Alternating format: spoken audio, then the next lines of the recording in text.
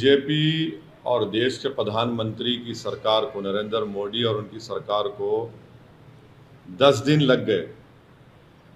10 दिन के बाद उनको ये ख्याल आया कि उनके नेशनल स्पोक्स पर्सन, जो उनके नेशनल एग्जीक्यूटिव कमेटी के मेंबर भी हैं, उन्होंने कुछ ऐसा बात कह दी टाइम्स नाउ के टीवी चैनल पर, जिससे मुसलमानों को, उनके जज्बात को, उनको दिली ठेस हुई।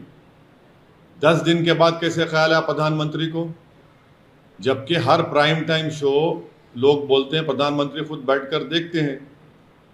तो 10 दिन के बाद बीजेपी रिएक्ट करती है, और कब रिएक्ट करती है? जब देश के वाइस प्रेसिडेंट ख़तर को पहुंच रहे हैं, तो प्लेन में जो प्लेन में होते हैं तो उनसे कहा जाता है कि आपका जो बैंक्वेट था वो कैंसिल कर दिया गया है। तो जब देश के वाइस प्रेसिडेंट ख़तर में होते हैं, ख़तर की सरकार हमारे देश के एम्बेसडर को बुलाकर उनसे कहती है कि आप माफ़ी चाहें, क्योंकि बीजेपी के एक स्पोक्स पर्सन ने प्रॉफिट मोहम्मद सल्लल्लाहु अलैहि वसल्लम की शान में बकवास बकी है, झूठ बका है। तो उसके बाद आप देखते हैं कि फ़ौरन बीजेपी हरकत में आती है और बीजेपी अपने नेशनल स्पोक्स पर्सन के ख़िलाफ़ उसको सस्पेंड करती है।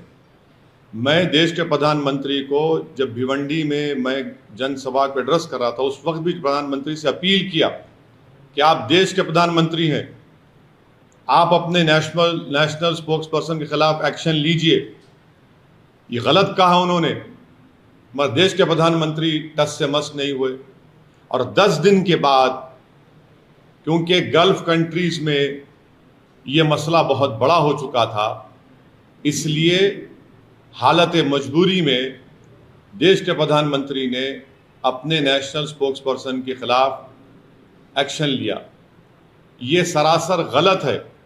गलत इसलिए है क्योंकि एक्शन तो आपको 10 दिन पहले लेना था। जब मैं बहैसियत एक भारत के इंडियन सिटीजन के, मेरा मज़हब मुसलमान, मैं मुसलमान हूँ, हम आपसे अपील कर रहे हैं, डिमांड कर रहे हैं कि आप एक्शन लीजिए। अब एक्शन नहीं लेते आप, क्यों एक्शन नहीं लिया आप बताइए देश के प्रधानमंत्री? क्या असदुद्दीन ओवैसी का डिमांड, क्या असदुद्दीन ओवैसी की आवाज फॉरेन कंट्री के लीडर से कम है क्या? आप मेरे प्रधानमंत्री हैं, आपको मेरी बात सुननी चाहिए। आप फॉरेन कंट्रीज के लीडर्स को खुश करना चाहते हैं, आप उनकी तकलीफ को समझते हैं, हमारी तकलीफ को नहीं समझते। आप कौन समझेगा हमारी दिली तकलीफ को? और तीसरी बात यह है कि ये हमारे एम्बेसडर ख़तर के, वो कब से स्पोक्स पर्सन बन गए बीजेपी के? वो कब से कहना शुरू कर दिए फ्रिंज एलिमेंट? वो क्या, ये भारत की जो हमारे जो एमईए का डिपार्टमेंट है, चाइना की तरह अलग है ना। चाइना में तो जो एम्बेसडर होता है वो सीपीपी पार्टी का मेंबर होता है। ये कब से हो गया कि एम्बेसडर अब बीजेपी का मेंबर हो चुका है क्या? एम्बेसडर होता है, एमईए के माहतेहत आता है। ऐसा दिख रहा है कि चाइना का सीपीपी का model Narendra Modi foreign ministry में एक्सटर्नल पे इंप्लीमेंट कर रहे हैं। फ्रिंज कैसा होगा बताइए? नेशनल स्पोक्स पर्सन है, फ्रिंज कब से हो गया? और पांचवी बात, ये फ्रिंज खुद मेन स्ट्रीम है, फ्रिंज खुद मेन स्ट्रीम है। छठी बात यह है कि हमारे देश के जो नागरिक इन गल्फ कंट्रीज में रहते हैं वो 34,20,000 के करीब रहते हैं। यूएई में खुद 34,20,000,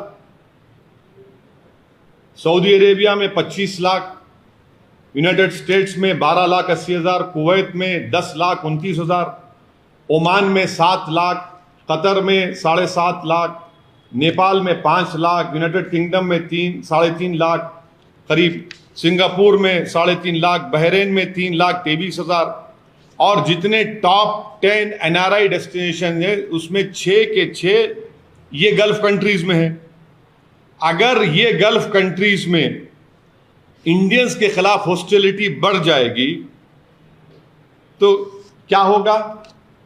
अगर ये लोग हॉस्टिलिटी शुरू कर देंगे और हेट वायलेंस वहां पर शुरू हो जाएगा इंडियंस के ऊपर, तो कौन जिम्मेदार है? प्रधानमंत्री जी बताइए।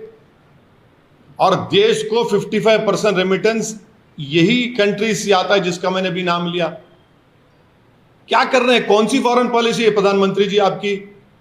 56 इंच की सीना की फॉरेन पॉलिसी। आपने देश की फॉरेन पॉलिसी को बर्बाद कर दिया।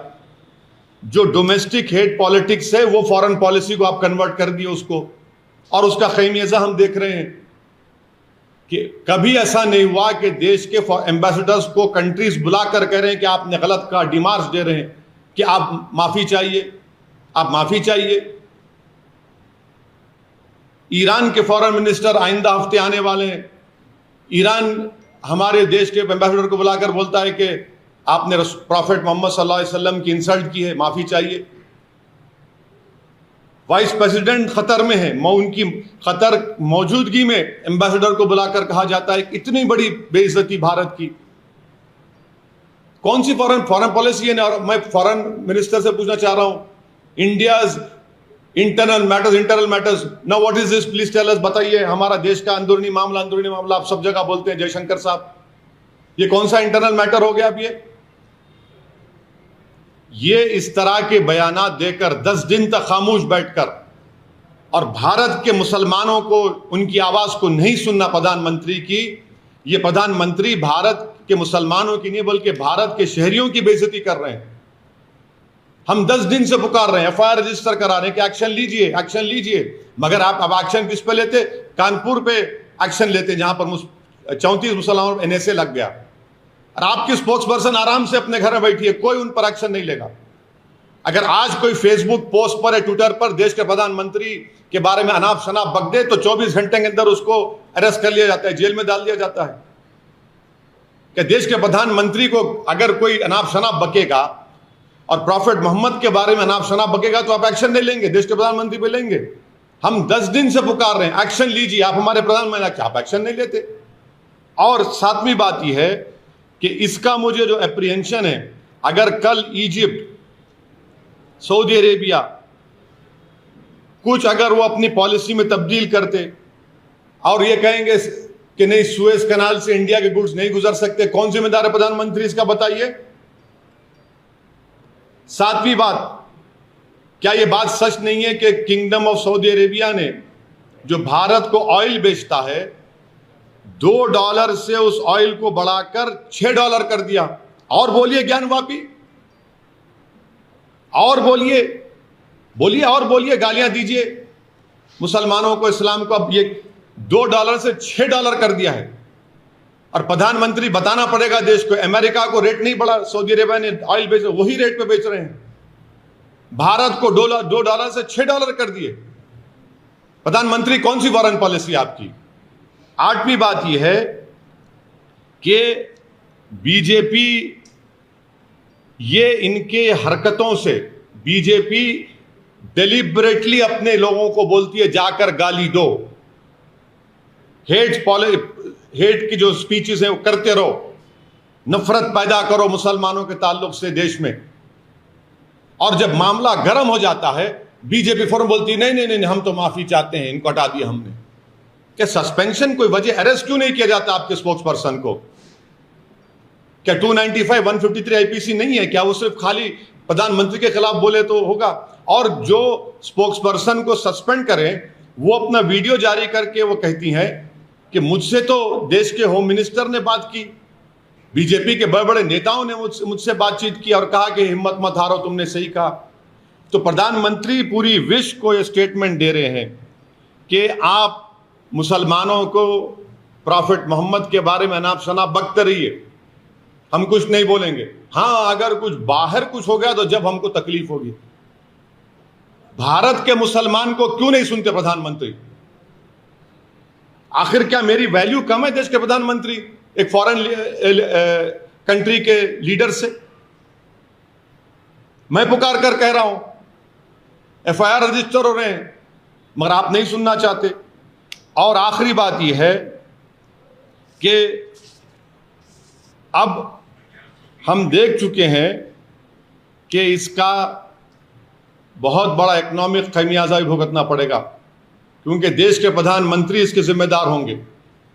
हम ये डिमांड करते हैं कि सिर्फ सस्पेंशन नहीं, बल्कि उस नेशनल स्पोक्स पर्सन को इमीडिएटली अरेस्ट किया जाना चाहिए।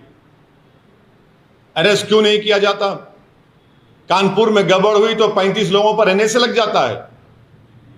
वो गड़बड़ नहीं होती अगर आप एक्शन ले लेते हैं अपने नेशनल स्पोक्स पर्सन के ऊपर। और आप हमको, ये तो RSS की आइडियोलॉजी शुरू से रही कि भारत का मुसलमान, अरे हमको क्या करना है इन फॉरेन कंट्रीज से? मगर आपने खुद इन लोगों को इनकरेज किया, आप खुद इनको अपनी छतोछाया में रखते हैं, और इसीलिए हम आज देख रहे हैं कि हमारी फॉरेन पॉलिसी टैटर्स में है और हमारी बेइज्जती पूरे विश्व में हो रही है। अमेरिका ने रिपोर्ट पेश कर दी अपने रिलीजियस फ्रीडम की, कंट्री ऑफ कंसर्न में 3 साल से भारत आ रहा है। कौन सी फॉरेन पॉलिसी बताइए आपकी? सब कह रहे हैं, मगर आप रुकना नहीं चाहते देश के प्रधानमंत्री, और बोलते फ्रिंज। कहां का फ्रिंज है? नेशनल स्पोक्स पर्सन फ्रिंज होता है क्या? बताइए आप। 10 दिन के बाद आप रिएक्ट करते हैं, और हम पुकार रहे हैं, कह रहे हैं कि एक्शन लीजिए, नहीं लेंगे आप। और 10 दिन के बाद क्योंकि फॉरेन कंट्रीज में गड़बड़ होना शुरू हो गई तो आप फौरन रिएक्ट करते हैं।